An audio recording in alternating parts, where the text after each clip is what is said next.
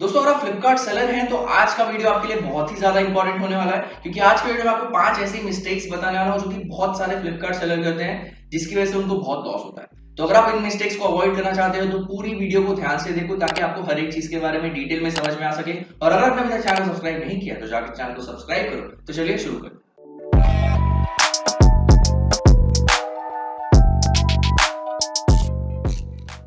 दोस्तों अगर आप अपने बिजनेस को ग्रो करना चाहते हो, उसमें कंटिन्यूअसली प्रॉफिट कमाना चाहते हो तो ये बहुत ज्यादा इंपॉर्टेंट हो जाता है कि आपको उसके ऊपर उतना ध्यान भी देना पड़ेगा।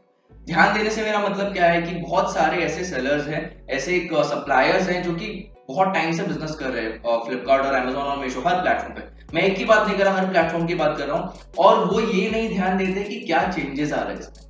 ठीक है, प्लेटफॉर्म क्या चार्जेस बढ़ा रहा है या कम कर रहा है या फिर क्या चेंजेस आ रहे हैं इन सब सारी चीजों में, जिसकी वजह से क्या होता है उनको लगता है कि हाँ पहले जो चार्जेस कट रहा है फिर पहले जो सिस्टम है वही चल रहा होगा और कुछ ज्यादा डिफरेंस आया नहीं होगा। और बाद में उनको पता चलता है कि हमें बहुत ज्यादा लॉस हो रहा है। तो इसके लिए बहुत इंपॉर्टेंट हो जाता है कि जो भी प्लेटफॉर्म्स आप यूज कर रहे हो उसमें क्या अपडेट आ रहे हैं, क्या चार्जेस बढ़ रहे हैं, आपका क्या कम हो रहे हैं, उन सारी चीजों के बारे में जानना आपके लिए बहुत इंपॉर्टेंट हो जाता है अगर अपने बिजनेस को ग्रो करना चाहते हो और एट द एंड उससे प्रॉफिट कमाना चाहते हो।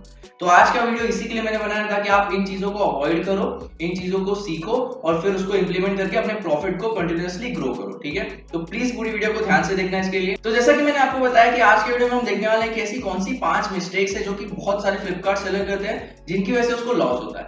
ठीक है, तो सबसे पहले शुरू करते हैं मिस्टेक नंबर 1 से। तो दोस्तों मिस्टेक नंबर 1 जो है, जो कि बहुत सारे फ्लिपकार्ट सेलर करते हैं, चाहे वो नए हो चाहे पुराने हो, हर कोई ये मिस्टेक करता है और मुझे बहुत सारे क्वेश्चन आते हैं कि सर हमें लॉस हो रहा है।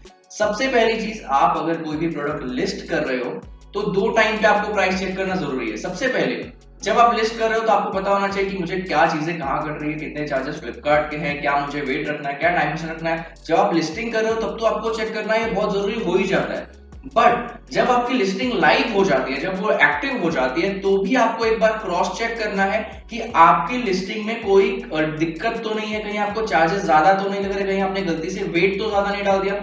क्योंकि बहुत सारे सेलर्स के साथ ऐसा होता है कि वो लिस्टिंग कर देते हैं, बट देखो ह्यूमन एरर हर जगह हो सकता है। ठीक है, तो बहुत बार वेट की गलती हो जाती है, बहुत बार डायमेंशन की गलती हो जाती है, बहुत बार प्राइसिंग की गलती हो जाती है।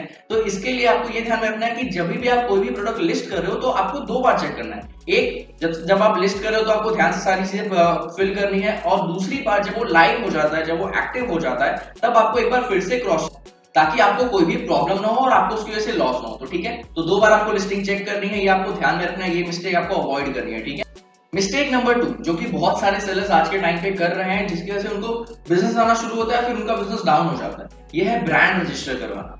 देखो दोस्तों, अगर आप कोई भी बिजनेस कर रहे हो तो ये बहुत ज्यादा जरूरी है कि आप एक ब्रांड लेके साथ में चलो। मैं बहुत बार लोगों को बोलता हूँ कि अगर आपको लॉन्ग टर्म में बिजनेस करना है तो ये बहुत इंपॉर्टेंट है कि आप एक ब्रांड के साथ चलिए, वरना क्या होता है कि आपको ही पता है फ्लिपकार्ट पे बहुत सारे ऐसे सेलर्स हैं जो कि आपके लिस्टिंग के अंदर मैपिंग कर सकते हैं अगर आपने ब्रांड रजिस्ट्री नहीं करवाई या फिर ब्रांड अप्रूवल नहीं लिया है तो इसकी वजह से बहुत सारे लोगों को प्रॉब्लम होता है, वो अपना बिजनेस ग्रो कर लेते हैं और जैसे ही थोड़ा बहुत ग्रो हो जाता है तो बहुत सारे सेलर्स उनके नीचे मैपिंग कर देते हैं और फिर उनका जो पूरा ऑर्डर है उनके पीछे डाइवर्ट हो जाता है। तो इसके लिए आप, मैं ये नहीं बोला कि आपको मैपिंग नहीं करनी है, आप भी मैपिंग करो ऑब्वियसली, अगर वो फीचर है तो आपको यूज तो करना ही है, बट अपना खुद का एक ब्रांड भी रजिस्टर करवा लो ताकि आपकी जो लिस्टिंग है, आपकी जो ब्रांड है, उससे जो सेल्स आ रही है उसमें कोई भी प्रॉब्लम ना आए। मिस्टेक नंबर 3 जो कि किसी भी प्लेटफॉर्म पे आपको नहीं करना है आज के टाइम पे, आपको बहुत अच्छे से पता होगा कि सारे प्लेटफॉर्म्स ने अपने रेट बढ़ा दिए हैं।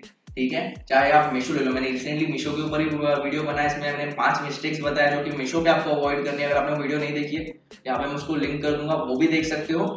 वहां पे भी मैंने बताया है कि बिल्कुल भी लो प्राइस वाले प्रोडक्ट नहीं बेचने, आपको 99, 149, 125 अवॉइड कर दो ऐसे प्रोडक्ट्स को बेचना, क्योंकि आजकल चार्जेस ऐसे, अगर आप एक नॉर्मल सेलर हो, ब्रॉन्ज या सिल्वर सेलर भी हो इनफैक्ट, तो आप देखोगे फ्लिपकार्ट पे जो चार्जेस आपको 500 ग्राम्स के लग रहे हैं वो 100 से 110 रुपए तक लग रहे हैं। ठीक है, नेशनल में, जो कि मैक्सिमम चार्जेस हैं। उसके बाद आपका रिटर्न कॉस्ट हो जाता है, आपका प्रोडक्ट कॉस्ट हो जाता है, आपका पैकिंग कॉस्ट हो जाता है। तो इसके लिए ट्राई आपको ये करना है कि आपको लो प्राइस प्रोडक्ट के पीछे बिल्कुल भी नहीं जाना है। अगर आपका प्रोडक्ट बहुत सस्ता है तो उसको कॉम्बो बना के बेचो या फिर कुछ और उसका हायर प्राइस में सेल करो। 125, 140, 200 के नीचे ट्राई करो, आप प्रोडक्ट्स को अवॉइड करो, वरना क्या होगा कि आप थोड़े से मार्जिन के चक्कर में बहुत ज्यादा लॉस कर लोगे। ठीक है, तो ये क्लियर चीज है कि आपको लो प्राइस प्रोडक्ट के पीछे बिल्कुल भी नहीं जाना है। मिस्टेक नंबर 4, फ्लिपकार्ट और अमेजोन ऐसे प्लेटफॉर्म है जो कि कस्टमर को बहुत ज्यादा वैल्यू देते हैं और कस्टमर उनके ऊपर इसके लिए भी ट्रस्ट करते हैं क्योंकि उनकी सर्विस वैसी है, वो ऐसी सर्विस प्रोवाइड करते हैं अपने कस्टमर को। तो आपको ये ध्यान देना है कि आपको जो भी ऑर्डर्स आ रहे हैं उसको आपको टाइम पे डिस्पैच करना है, वरना क्या होगा कि उसकी वजह से आपके अकाउंट की क्वालिटी खराब होगी और आपकी विजिबिलिटी कम होगी। तो लॉन्ग टर्म में आपको पहली बात तो आपके टायर्स में फर्क आएगा। अगर आपने गोल्ड टायर में कुछ भी रॉन्ग किया तो बहुत जल्दी आप ब्रॉन्ज पे शिफ्ट हो सकते हो, या फिर आप ब्रॉन्ज पे कर रहे हो तो वुड में शिफ्ट हो सकते हो। तो इसके लिए जो भी ऑर्डर्स आ रहे हैं उसको टाइम पे डिस्पैच करो, उसको अच्छे से पैक करो, जितनी भी सेफली से आप पैक कर सकते हो अच्छे तरीके से उसको पैक कर सकते हो करके उसको टाइम पे डिस्पैच करना। और इसमें एक और चीज मैं ऐड ऑन करना चाहूंगा कि आपको कोई भी ऑर्डर अपनी तरफ से कैंसिल नहीं करना है, चाहे कितनी भी बड़ी इशू हो। अगर आपको लग रहा है कि आपके पास वो प्रोडक्ट नहीं है या फिर कुछ इशू है, कुछ भी भेज दो, ठीक है, कुछ भी भेज दो। एक दो ऑर्डर का अगर प्रॉब्लम हो रहा है तो कुछ भी भेज दो, बट वो रिटर्न आ जाएगा, चल जाएगा, बट आपको कैंसिल नहीं करना है। कैंसिल नहीं करने का मतलब ये है कि अगर आप कैंसिल करोगे, जैसा कि मैंने आपको बताया कि फ्लिपकार्ट के लिए कस्टमर बहुत वैल्यूएबल चीज है, वो अपने कस्टमर को खराब एक्सपीरियंस बिल्कुल भी नहीं दे सकता। तो अगर आप ऑर्डर कैंसिल करते हो तो फ्लिपकार्ट सीधा आपका अकाउंट होल्ड पे डाल सकता है या फिर परमानेंटली डिसेबल भी कर सकता है। तो इसके लिए आपको ध्यान देना है कि ऑर्डर्स आपको बिल्कुल भी कैंसिल नहीं करने, ठीक है। और अगर आप होल्ड पे चले गए आपका अकाउंट तो वापस आपकी विजिबिलिटी एकदम से डाउन हो जाएगी, वापस आपको जीरो से शुरू करना पड़ेगा।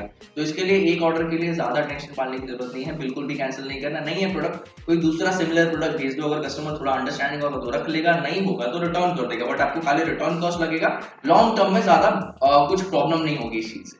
तो इसके लिए कैंसिल मत करो और टाइम पे सारे ऑर्डर्स को डिस्पैच करो। मिस्टेक नंबर 5 जो कि मैं हर प्लेटफॉर्म के लिए आपको सजेस्ट करूंगा कि आपको अपना स्टॉक मेंटेन करना बहुत जरूरी है, ठीक है। आपको ये हमेशा ध्यान में रखना है कि आपने जो इन्वेंट्री डाली है वो आपके पास पड़ी हुई है या फिर नहीं पड़ी हुई है, क्योंकि बहुत बार कैसा होता है कि बहुत सारे लोगों को ऐसा लगता है कि वो बहुत लिस्टिंग करने से उनको ज्यादा ऑर्डर्स आ जाएंगे। तो इसकी वजह से वो क्या करते हैं, 100 200 300 400 500 प्रोडक्ट लिस्ट करने लग जाते हैं।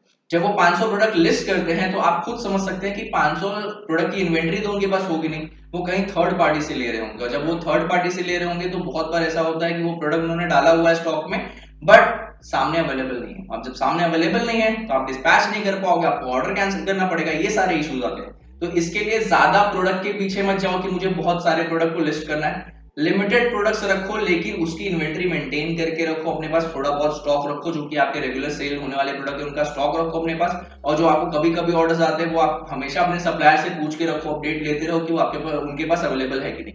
इससे क्या होगा कि आपको लेट डिस्पैच और कैंसिलेशन का इश्यू नहीं आएगा और अपने बिजनेस को आप लॉन्ग टर्म में ग्रो कर पाओगे, ठीक। तो दोस्तों अगर आप फ्लिपकार्ट पे अपने बिजनेस को ग्रो करना चाहते हो, उससे प्रॉफिट कमाना चाहते हो, तो आपको ये 5 मिस्टेक्स बिल्कुल अवॉइड करनी है, भूल से भी ये मिस्टेक्स नहीं करनी है, ठीक है। तो इन चीजों का आपको ध्यान देना है, इससे आपके बिजनेस को बहुत बेनिफिट मिलेगा अगर आप इन चीजों को अवॉइड करते हो और आप लॉन्ग टर्म में ग्रो कर पाओगे। आई होप आपको वीडियो पसंद आई होगी, इस वीडियो से आपको कुछ सीखने को मिला होगा। तो प्लीज वीडियो को लाइक कर दीजिए और अपने दोस्तों के साथ भी शेयर करिए ताकि वो भी इन मिस्टेक्स को अवॉइड कर सके। और अगर आपने अभी तक चैनल को सब्सक्राइब नहीं किया तो जाकर चैनल को सब्सक्राइब करिए। दोस्तों इस वीडियो के लिए इतना ही, फिर मिलते हैं एक नई वीडियो।